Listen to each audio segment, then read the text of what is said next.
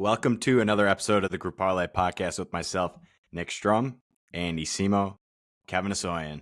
Another tough one for the boys yesterday. It was a joke of a parlay on April Fool's Day, but, we take it every day. So I'll hand it off to Andy for a quick recap of yesterday's parlay. I will say the early slate was a sick joke. Kevin had Braves minus 1.5. They won 9-0, and it was voided because the game only went 8 innings. So they were in the 8th inning. The Braves were up 9-0, and all the sports books were like, "We don't need to pay this out," so they just voided everything. So that already set us off to a pretty bad start. So we had 2 late games. Diamondbacks plus 1.5. They lost by 3 to the Yankees. And then the Padres over 3.5 runs. Kyle Gibson shut them down yesterday. They did hit 2 home runs, but they were both solo shots and really couldn't get anything going on the base path. So tough way to start the month. Really just from the get-go, from that Braves game on, it was just really dog shit. So, yeah. Parlay's 0-1. Everyone, there's no wins, just a push and 2 losses. So get him back today. It's pretty much all we can do. The craziest push in sports history. Yeah. I mean, I get the understanding of the rule, like, oh, there is technically a chance they could come back. Technically there is. But with the White Sox, no. Once the game's final, it should be final. The game's final. The money line cashes too. Like, that's what doesn't make sense. Because they won the game, but they don't win it by 2, I guess, because I don't know. No, it doesn't make sense. My question does it go towards their run differential? If the answer is yes, then it should count. That's good. Sure that's a good point. And it will, so. But on to today, on to the next one. I mean, it's the nature of the game. It hurts a lot of the time, so get it back today. Short memory. Kev, start with your pick. All right. Strategy so far this year has been fading bad teams or riding really good teams. Today we are fading the Athletics. They lost 9-0 yesterday to the Red Sox. I'm taking it again today. Or I didn't take it yesterday, but I'm taking it today. Red Sox -1. They have their aces on the bump with Alex Wood, who went opening day. He was terrible. There's nothing much to say about him. He went 3 innings, gave up like 6 runs. He's a bad pitcher. Red Sox, obviously a solid team. They had Ballo opening day. He's going today for them. He was solid. Went 5 or 6 innings, gave up a couple runs, but he's a solid pitcher. It's the A's. I mean, there's not much I need to say here. We don't have a ton of data yet, but the A's are terrible, and you can trade them all year. Take the run line against them, -1.5. It's 3-1 this year.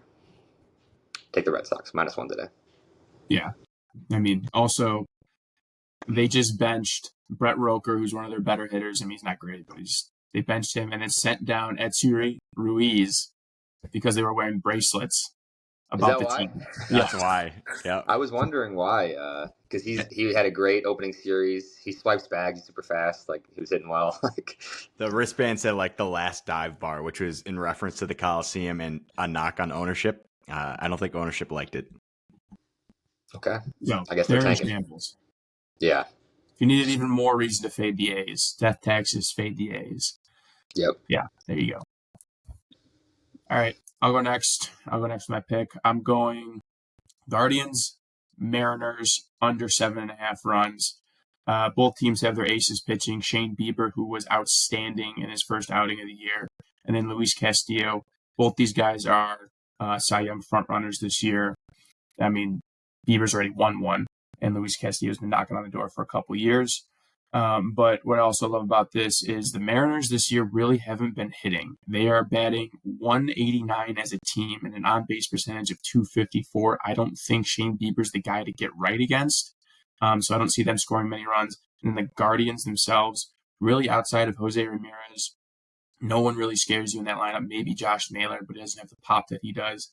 And they themselves, they don't hit a lot of home runs. I think they were second last in home runs last year. They're only slugging 441 this year. So I look for the pitching to get it done. Also, both these bullpens are great.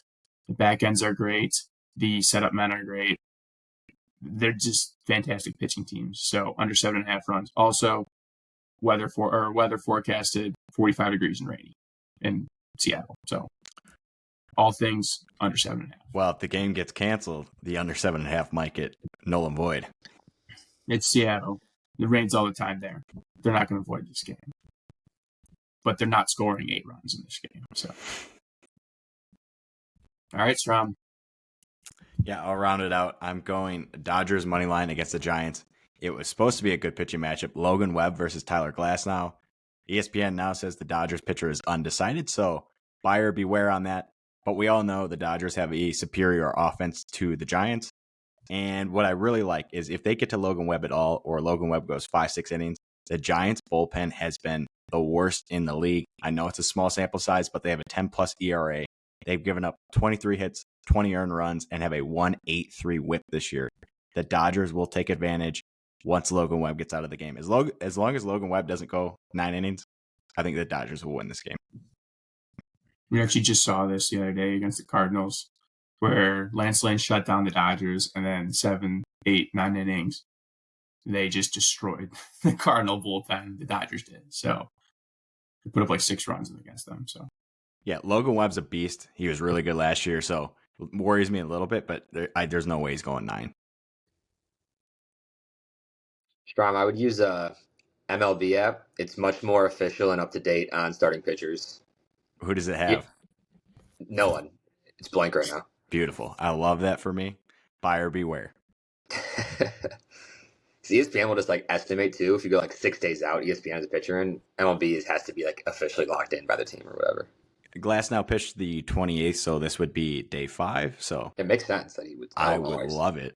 I would really love it, but who knows? all right, all late games 8:40, 8:40, and 9:10. So, but parlay rounded out. We got under 7.5 runs in the Guardians Mariners game -136. Dodgers money line -135. Red Sox against those terrible A's -122. Comes out to +449 for the parlay today.